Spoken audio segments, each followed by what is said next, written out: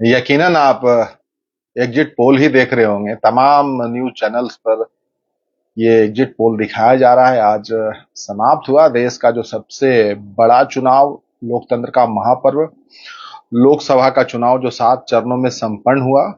और उसके बाद तमाम टीवी चैनल्स पर जो एग्जिट पोल चल रहे हैं, यकीन मानिए हम लगातार कोशिश कर रहे थे, तमाम चैनल्स पर खंगाल रहे थे कि कहीं से कुछ ऐसी तस्वीर निकल कर आए, एग्जिट पोल निकल कर आए जिसमें कांग्रेस के लिए जीत नजर आ जाए, इंडिया गठबंधन के लिए जीत नजर आए। तो कहीं से भी ऐसी तस्वीर, ऐसे आंकड़े नहीं नजर आए जिसमें यह कहा जा सके कि इस बार बीजेपी की सरकार नहीं बनेगी। लगातार ये तीसरी बार जो नजर आ रहा है, जो अनुमान है, जो आंकड़े बताते हैं, जो एग्जिट पोल बताता है, वो ये बताता है कि भाई फिर से बीजेपी की सरकार, इंडिया गठबंधन की सरकार बनने जा रही है। तमाम एग्जिट पोल कहते हैं वो एक तरफा है। कहीं से कोई इसमें एग्जिट पोल के लिहाज से कोई कंफ्यूजन नहीं है। फिलहाल कोई कंफ्यूजन नहीं है। तमाम एग्जिट पोल जो चल रहे हैं, जो तमाम एग्जिट पोल जो दिखाए जा रहे हैं, बड़े बड़े न्यूज चैनल्स पर जो चल रहे हैं,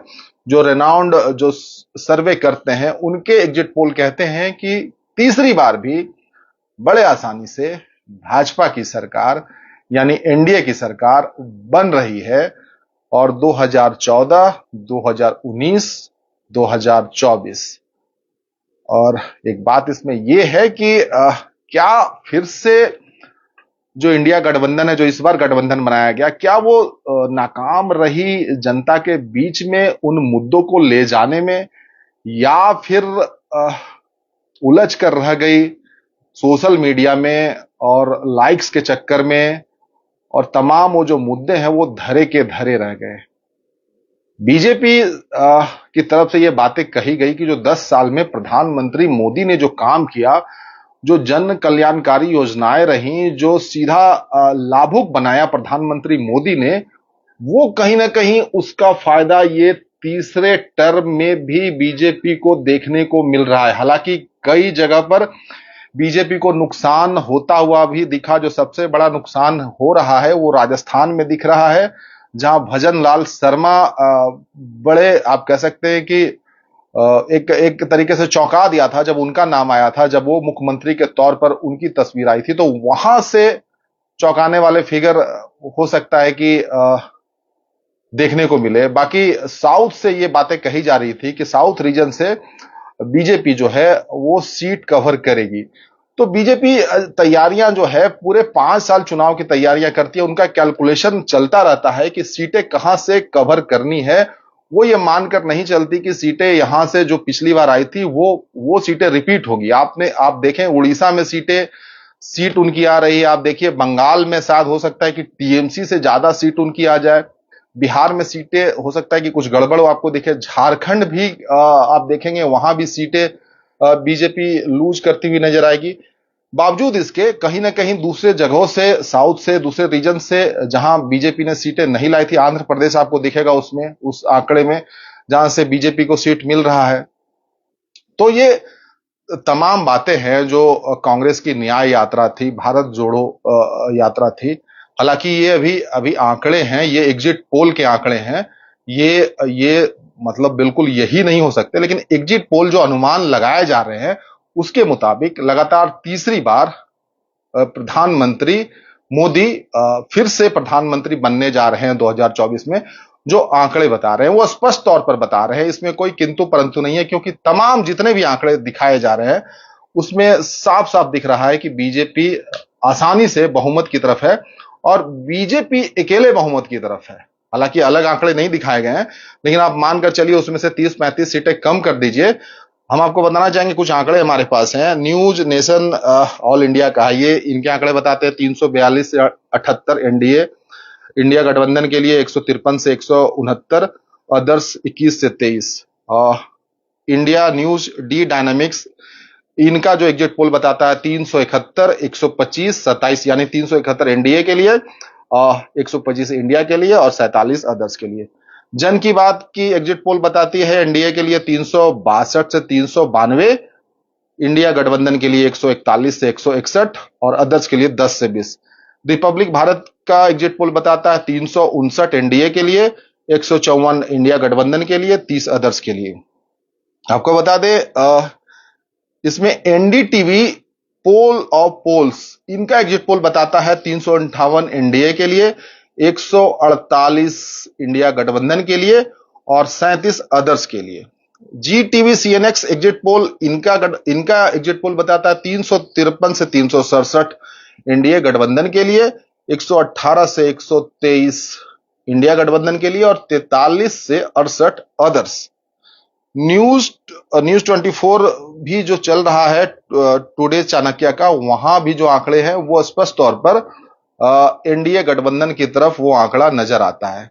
बाकी यही है कि ये जो कहानी है, इस कहानी में बिल्कुल कोई बदलाव नहीं हुआ। 2014 से ये लगातार रिपीट हो रही है। 2014 में अगर आप देखेंगे तो कांग्रेस जो है मात्र 44 सीट पर सिमट कर रह गई थी, जो आजादी के बाद उनका सबसे खराब परफॉर्मेंस है 44 सीट पर। और किसी भी राज्य में कांग्रेस दहाई का आंकड़ा पार नहीं कर पाई थी। वहां अकेले बीजेपी को 2014 में 282 सीट मिले थे, कांग्रेस को 44। पूरा एनडीए का अगर आप जोड़ेंगे तो 336 सीटें, ये मैं 2014 की बात कर रहा हूं। और यूपीए, उस वक्त यूपीए था जो कि अभी इंडिया गठबंधन कहा जाता है, 105 मिले थे 2014 में।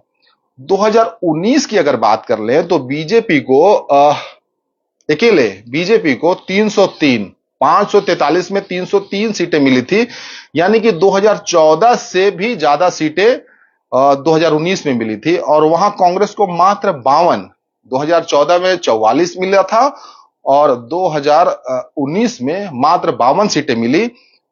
अगर यहां आप देखेंगे एनडीए को टोटल 353, अकेले बीजेपी को 303, एनडीए गठबंधन को 353, कांग्रेस को 2019 में मात्र 52 और यूपीए को 97, यानी कांग्रेस के साथी दलों को 97 मिले थे। तो ये स्थिति परिस्थिति बनी हुई है। जो विपक्ष है भारत में, जो लगातार कोशिशें करती रही हैं, इस बार इंडिया गठबंधन के तौर पर आई थी और बीजेपी को रोकने के लिए जो तमाम उनकी रणनीतियां थी वो कहीं ना कहीं फेल होती हुई फिर से नजर आ रही है। अगर एग्जिट पोल को हम सही माने, एग्जिट पोल को देखें, तो तमाम एग्जिट पोल जो बताते हैं कि लगातार तीसरी बार प्रधानमंत्री मोदी बनने जा रहे हैं, वो शपथ लेने जा रहे हैं, सरकार एनडीए की बनने जा रही है। तो क्या प्रधानमंत्री मोदी इस देश की राजनीति के सबसे बड़े जादूगर हैं, सबसे बड़े फिगर हैं? क्योंकि सिर्फ और सिर्फ जो चुनाव यहां पर लड़े गए हैं पूरे देश में, वो मोदी के नाम पर लड़े गए हैं। तो मोदी फैक्टर क्या 10 साल के बाद भी उसी तरीके से इंटैक्ट है? क्या इसकी काट किसी भी दल के पास नहीं है, यानी विपक्ष के पास नहीं है? क्या मुद्दे से भटक जाती है इंडिया गठबंधन? क्या मुद्दे उनके पास नहीं रहते हैं?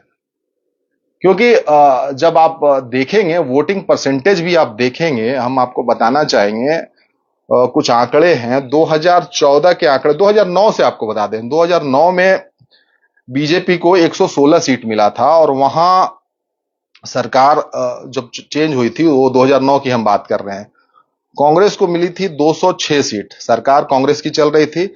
इसमें आप देखेंगे 2009 में बीजेपी को 7 करोड़ 80 लाख वोट मिले थे। बात करें कांग्रेस की तो कांग्रेस को यहां पर 11 करोड़ 90 लाख वोट मिले थे। ये मैं 2009 की बात कर रहा हूं।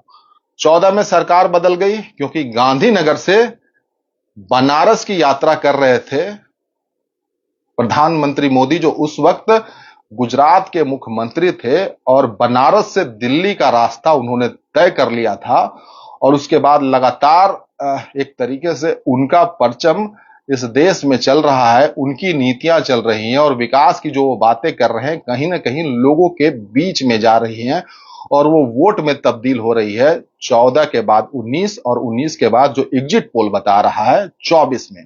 हम बात कर रहे थे कि कितने करोड़ वोट मिले थे बीजेपी को और कांग्रेस को, और उसके बाद कितनी तेजी से वो बदले हैं और बदलाव हुए हैं, किस तरीके से बीजेपी में शिफ्ट हुए हैं, तो वो आप एक बार देख लीजिए। 2009 में सरकार यूपीए की थी, वहां पर 11 करोड़ 90 लाख वोट मिले थे यूपीए को, 2009 की बात कर रहे हैं, और 7 करोड़ 80 लाख बीजेपी को। वोटिंग परसेंटेज 18.8% वोट बीजेपी को मिले थे और 28.5% वोट कांग्रेस को मिले थे। अगर 2014 की बात करें, देखिए कितनी तेजी से ये चीजें शिफ्ट होती हैं। बीजेपी 7 करोड़ 80 लाख से 17 करोड़ 10 लाख हो जाती है, यानी 17 करोड़ लोग बीजेपी को वोट कर रहे हैं 2014 में। वहीं कांग्रेस को 10 करोड़ 60 लाख, जो कि 2009 में 11 करोड़ 90 लाख था, वो 10 करोड़ 60 हो जाता है। और बीजेपी का 2009 में 7 करोड़ 80 लाख से 17 करोड़ 10 लाख हो जाता है। वही 2019 में यह बढ़कर बीजेपी का 22 करोड़ 90 लाख हो जाता है। वहीं कांग्रेस 11 करोड़ 90 लाख पे रहती है। तो उनका थोड़ा सा बदलाव हुआ था, लेकिन बीजेपी आप देखिए कितनी तेजी से 7 करोड़ से 22 लाख पहुंच जाती है। वहीं जो कांग्रेस है 11 करोड़ 90 लाख उनको 2009 में भी मिले थे।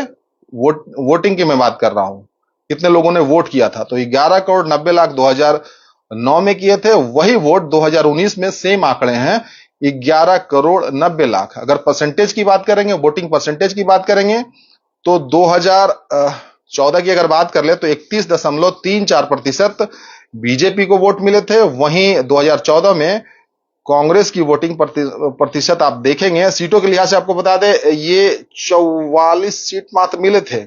2019 में आपको बता दें 37.76% वोट बीजेपी को मिले थे। वहीं कांग्रेस को 19.70% वोट मिले थे। मिलाकर कहानी यह है कि 2009 में कांग्रेस 206 सीट जीती थी, जो कि 2014 में 44 पर आ जाती है, और बीजेपी 116 से 282 2014 में आ जाती है, और 2019 में 303 सीट पर आ जाती है। और इनका देखिए कोई इंप्रूवमेंट नहीं होता है। कांग्रेस 44 सीट 2014 में और 52 सीट 2019 में। बाकी 24 में कितने सीट मिलेंगे ये तो 4 तारीख को ही पता चलेगा। बाकी कहानी ये है, जो माहौल एग्जिट पोल का दिख रहा है, जो आंकड़े दिख रहे हैं, आंकड़ों पर अगर भरोसा करें, आंकड़ों की अगर माने, तो लगातार तीसरी बार फिर से एनडीए की सरकार इस देश में बनने जा रही है। चुनाव के बाद लगातार एग्जिट पोल दिखाए जा रहे हैं, और इस एग्जिट पोल में एक बात समान है कि सभी एग्जिट पोल एनडीए की तरफ आंकड़े दिखाते हुए नजर आ रहे हैं, बीजेपी की सरकार बनाते हुए दिखा रहे हैं, और इसमें कांग्रेस बहुत पीछे, यानी इंडिया गठबंधन बहुत पीछे नजर आ रही है। मिलेंगे फिर।